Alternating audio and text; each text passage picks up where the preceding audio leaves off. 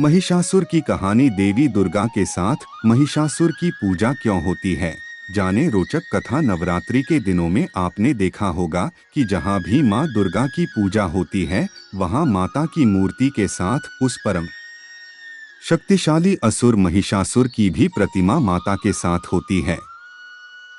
इस मूर्ति में माता त्रिशूल से महिषासुर का वध कर रही होती हैं। तस्वीरों में भी माता के साथ महिषासुर को दर्शाया जाता है। लेकिन क्या आपने कभी सोचा है कि माता के साथ महिषासुर क्यों होता है? दरअसल इसके पीछे माता का करुणामय हृदय है, जो शत्रुओं पर भी दया भाव रखता है। आइए जानते हैं इसके पीछे के रहस्य के बारे में।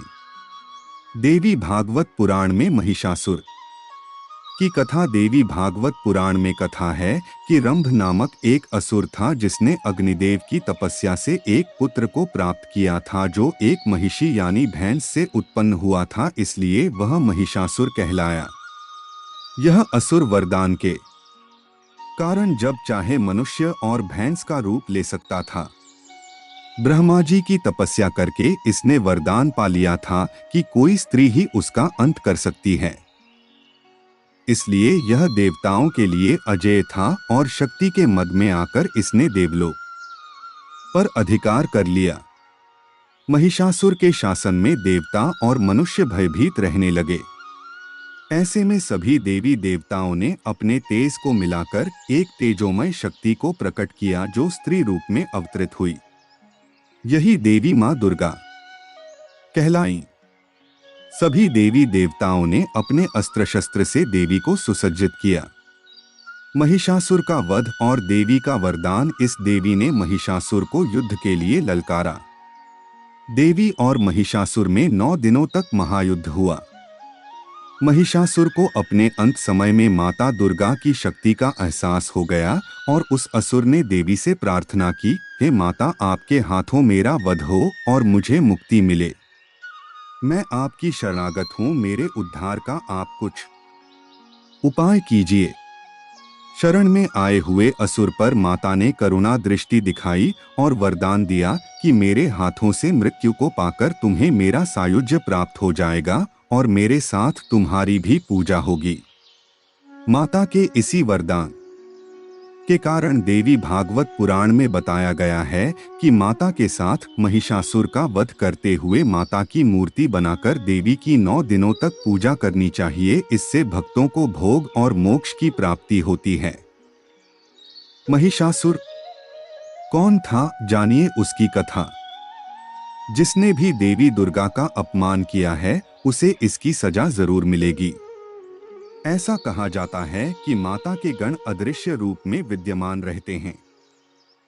उनके गणों में भैरव और भैरवी प्रमुख हैं। माता दुर्गा के आगे हनुमान और पीछे भैरव की सवारी चलती है। वे लोग जिन्होंने कभी माता के बारे में जाना और समझा नहीं, वे उनके बारे में कुछ भी सोच सकते हैं। ऐसे लोग से कहना है कि वे हिम्मत दिखाएं किसी अन्य धर्म के देवता या पैगंबर के बारे में बोलने की। भगवान शिव की 4 पत्नियां थीं। पहली सती, जो यज्ञ की आग में कूदकर भस्म हो गई। इसी माता सती ने पार्वती के रूप में नया जन्म लिया। फिर थीं उमा और काली। माता दुर्गा को सदाशिव की अर्धांगिनी कहा जाता है। उन्होंने ही मधु और कैटब का वध किया था। उन्होंने ही शुंभ और निशुंभ का भी वध किया था। नवदुर्गा में से एक कात्यायन ऋषि की कन्या ने ही महिषासुर का वध किया था। उसका वध करने के बाद वे महिषासुर मर्दिनी कहलाई। कौन था महिषासुर? रंभासुर का पुत्र था महिषासुर, जो अत्यंत शक्तिशाली था। इसकी उत्पत्ति पुरुष और महिषी भैंस के संयोग से हुई थी, इसीलिए उसे महिषासुर कहा जाता था। उसने अमर होने की इच्छा से ब्रह्मा को प्रसन्न करने के लिए बड़ी कठिन तपस्या की। ब्रह्मा जी उसके तप से प्रसन्न हुए। वे हंस पर बैठकर महिषासुर के निकट आए और बोले, वत्स, उठो, इच्छानुसार वर मांगो। महिषासुर ने उनसे अमर होने का वर मांगा। ब्रह्मा जी ने कहा, वत्स, एक मृत्यु को छोड़कर जो कुछ भी चाहो मैं तुम्हें प्रदान कर सकता हूँ, क्योंकि जन्मे हुए प्राणी का मरना तय होता है। महिषासुर ने बहुत सोचा और फिर कहा, ठीक है प्रभु। देवता, असुर और मानव किसी से मेरी मृत्यु न हो।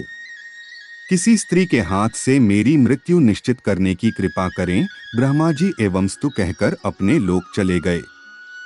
वर प्राप्त करके लौटने के बाद महिषासुर समस्त दैत्यों का राजा बन गया। उसने दैत्यों की विशाल सेना का गठन कर पाताल लोक और मृत्युलोक पर आक्रमण कर समस्त को अपने अधीन कर लिया। फिर उसने देवताओं के इंद्रलोक पर आक्रमण किया। इस युद्ध में भगवान विष्णु और शिव ने भी देवताओं का साथ दिया, लेकिन महिषासुर के हाथों सभी को पराजय का सामना करना पड़ा और देवलोक पर भी महिषासुर का अधिकार हो गया। वह त्रिलोकाधिपति बन गया। भगवान विष्णु ने कहा ने सभी देवताओं के साथ मिलकर सबकी आदि कारण भगवती महाशक्ति की आराधना की। सभी देवताओं के शरीर से एक दिव्य तेज निकलकर एक परम सुंदरी स्त्री के रूप में प्रकट हुआ। हिमवान ने भगवती की सवारी के लिए सिंह दिया तथा सभी देवताओं ने अपने अपने अस्त्र शस्त्र महामाया की सेवा में प्रस्तुत किए। भगवती ने देवताओं पर प्रसन्न होकर उन्हें शीघ्र ही महिषासुर के भय से मुक्त करने का आश्वासन दिया। भगवती दुर्गा हिमालय पर पहुंची और अट्टहास पूर्वक घोर गर्जना की। महिषासुर के असुरों के साथ उनका भयंकर युद्ध छिड़ गया। एक एक करके महिषासुर के सभी सेनानी मारे गए। फिर विवश होकर महिषासुर को भी देवी के साथ युद्ध करना पड़ा। महिषासुर ने नाना प्रकार के मायिक रूप बनाकर देवी को छल से मारने का प्रयास किया, लेकिन अंत में भगवती ने अपने चक्र से महिषासुर का मस्तक काट दिया।